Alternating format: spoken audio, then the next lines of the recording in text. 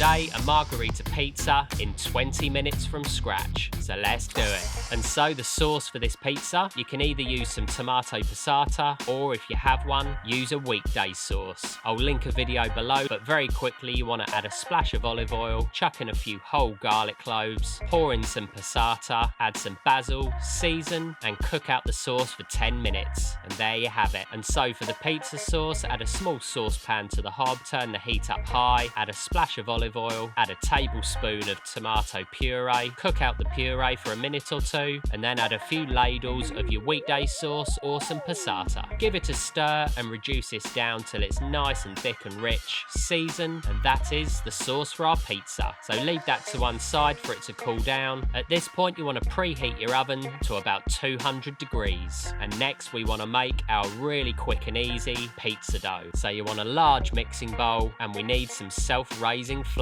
You want 500 grams of the flour, and to this you want to add half a pint of water. Season with some salt and spend a few minutes to work all the ingredients into a dough. This is obviously not your typical pizza dough, but this one you can make in 10 minutes flat. Nice and easy, perfect for a family meal. Once the dough is coming together, lose the mixing bowl, and you want to knead the dough for about 8 minutes or so on a chopping board. After about 8 minutes of kneading, your pizza dough is ready to go. So liberally flour your chopping board, take a good fistful of the dough, and you want to roll this out into a nice thin pizza base. So roll it out with a rolling pin, and we're going to be starting the pizza off in a frying pan. So take a non-stick frying pan, make sure the pizza dough is about the same diameter, chuck the pizza base into the pan, and then you want to pop this onto a low heat and keep checking it, and as soon as the base starts to get ever so slightly crispy, you want to spoon on your pizza sauce. And then you want some mozzarella cheese. Tear your mozzarella out onto the pizza base, and then you want to pop the pizza into an oven for about 5 to 7 minutes.